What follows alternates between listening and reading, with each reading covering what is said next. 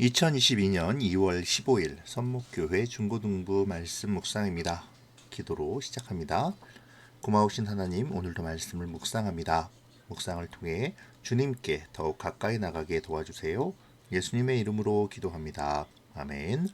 오늘 묵상할 말씀은 마가복음 6장 1절부터 13절입니다.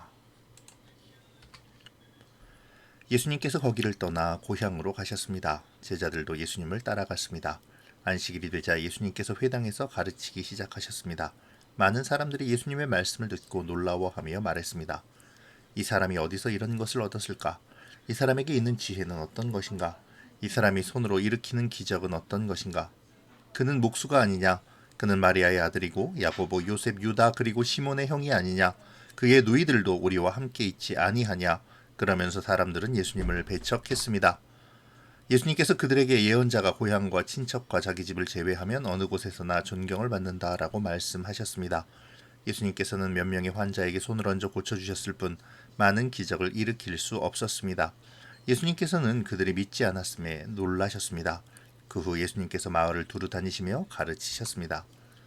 예수님께서 12제자를 불러 두 사람씩 보내기 시작하셨습니다. 그리고 그들에게 더러운 귀신을 쫓는 권세를 주셨습니다. 예수님께서 제자들에게 명하기를 여행할 때는 지팡이 외에 아무것도 가지고 다니지 말고 빵이나 가방도 가지지 말며 주머니에 돈도 넣고 다니지 말라고 하셨습니다. 또한 신만 신고 옷도 두 벌씩 갖지 마라 라고 하셨습니다. 예수님께서 이어서 말씀하셨습니다. 어느 집에 들어가든지 마을을 떠날 때까지 거기 머무르도록 해라. 너희를 받아들이지 않거나 말씀에 귀를 기울이지 않으면 그곳에서 나올 때 신발에 묻은 먼지를 털어버려서 그들에게 증거로 삼아라.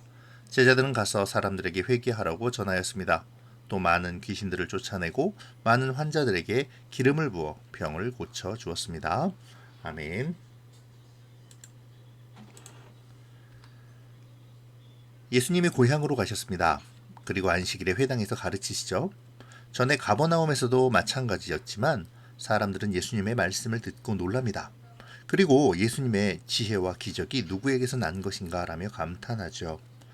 하지만 그들은 예수님을 배척합니다.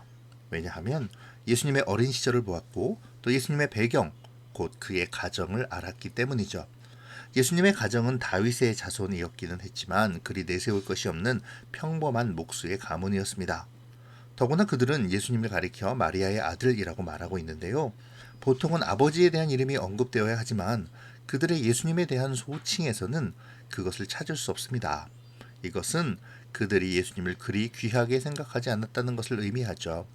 그러니 사람들은 이 별 볼 일 없는 가문의 사람이자 천한 태생이라 생각했던 예수님이 훌륭한 선생이자 하나님의 아들이라는 사실을 인정할 수 없었던 것입니다. 그들은 예수님을 잘 안다고 생각했지만 불행하게도 예수님에 대하여 전혀 모르고 있었던 것이죠. 그렇기에 예수님을 인정하지 못합니다. 결국 예수님은 고향 사람들에 대하여 이렇게 선언하시죠. 예언자가 고향과 친척과 자기 집을 제외하면 어느 곳에서나 존경을 받는다고 말이죠. 이것은 예수님의 자기 한탄같이 보이지만 구약 성경을 보면 이 말씀이 무서운 심판의 말씀임을 알 수 있는데요. 이 말씀은 구약의 예레미야 선지자의 말이죠. 예레미야 선지자가 고향에서 배척을 받을 때에 하나님은 예레미야 선지자에게 더 이상 예언하지 말 것을 명하시며 그들이 전쟁과 굶주림의 형벌을 받을 것이라고 말씀하셨었습니다. 결국 예수님의 말씀은 그들이 자신들의 불신앙으로 말미암아 하나님의 심판을 당할 것이라는 말씀인 것이죠.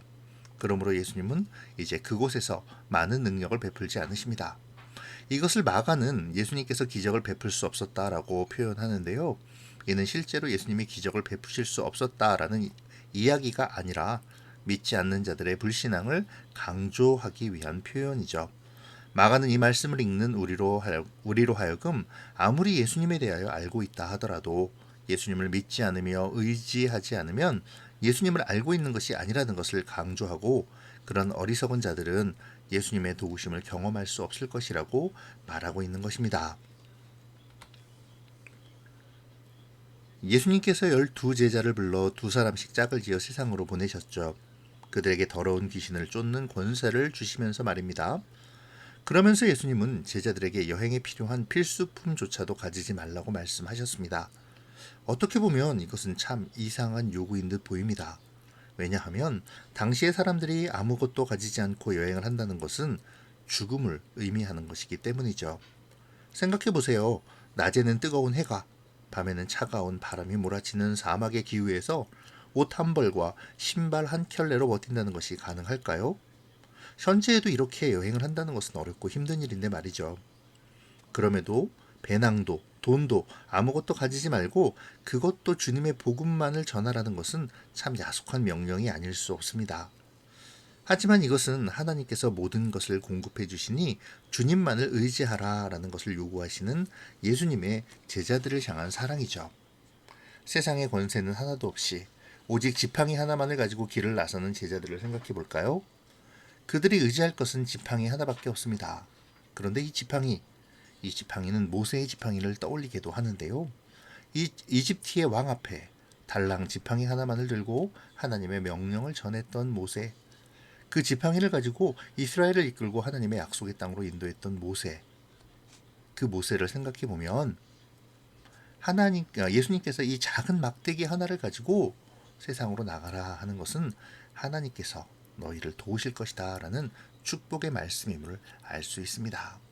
하나님의 권능은 세상의 권력에 있는 것이 아니라 작은 막대기, 아무 힘도 없어 보이는 그 막대기에 있다는 것이죠. 아니, 막대기가 아닌 하나님을 의지하는 우리의 믿음에 있는 것입니다. 주님은 이것을 제자들에게 알려주고 있는 것이죠.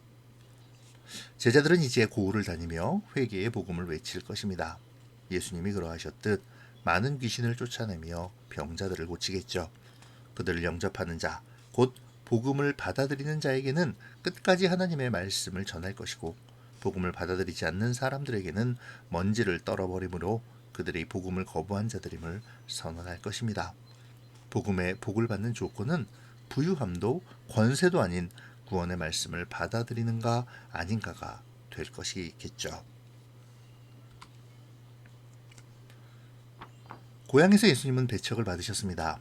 그들은 예수님의 가르침을 듣고 놀라면서도 그들이 알던 예수님의 배경과 환경을 생각하며 예수님을 배척했죠. 그들은 예수님을 잘 알고 있다고 생각했겠지만 실제로는 예수님을 전혀 알지 못한 사람들이었습니다. 결국 그들은 예수님의 권능의 도우심을 충분히 얻지 못하고 오히려 예수님의 심판의 선언만을 들어야 했죠. 이 시간 우리를 돌아봅시다. 우리가 예수님에 대하여 무엇을 알고 있고 무엇을 알지 못하는지를 생각해 보죠. 내가 아는 예수님은 어떤 분이십니까? 혹시 예수님에 대한 잘못된 인식만이 가득 차 있지는 않습니까? 예수님을 안다는 것은 예수님의 말씀을 따르고 예수님을 신뢰함을 의미합니다. 그리고 그런 사람만이 예수님의 도우심을 얻을 수 있음을 기억하는 오늘의 묵상이 되어야겠습니다. 오늘 예수님은 제자들을 보내시며 생명을 유지하는 그 어떤 것도 지니지 말 것을 명하셨죠. 입은 옷 한 벌과 신은 신 한 켤레 외에는 아무것도 갖지 말라고 명하셨습니다. 이는 제자들을 위기로 내몰기 위함이 아니라 주님만을 의지할 것을 요구하시는 것이죠. 세상을 의지하는 것이 아니라 오직 하나님만을 바라보며 하나님이 공급해 주실 것을 믿으며 주의 길을 걸으라는 것입니다. 예수님을 의지한다는 것은 바로 그런 것이죠. 예수님을 의지한다면서 세상의 권세와 부유함에 눈을 돌리는 것은 잘못된 것입니다. 세상을 바라보되 나아가 복음을 전할 대상으로 인식하고 모든 것은 하나님께서 채우심을 믿고 내가 해야 할 일들을 해나가는 삶, 오직 하나님의 영광을 위해 나의 모든 삶의 방향을 결정하는 삶, 하나님이 기뻐하실 일들을 찾아 나가는 삶이 곧 복음의 삶이자 주님을 의지하는 삶인 것입니다. 그리고 그런 사람에게 주님은 모든 것을 채워 주실 것입니다. 주님을 신뢰하며 의지함으로 주님이 주시는 은혜를 누리는 우리들의 모습을 묵상하는 오늘의 말씀 묵상이 되시기를 바랍니다. 기도로 마칠게요. 고마우신 하나님 감사합니다. 세상의 관점에서 주님을 바라보고 주님의 복을 구하는 우리의 모습을 회개합니다. 오직 주님만을 의지하고 주님의 관점에서 복음의 삶을 살아가는 우리가 되도록 도와주세요. 예수님의 이름으로 기도합니다. 사랑하고 축복합니다.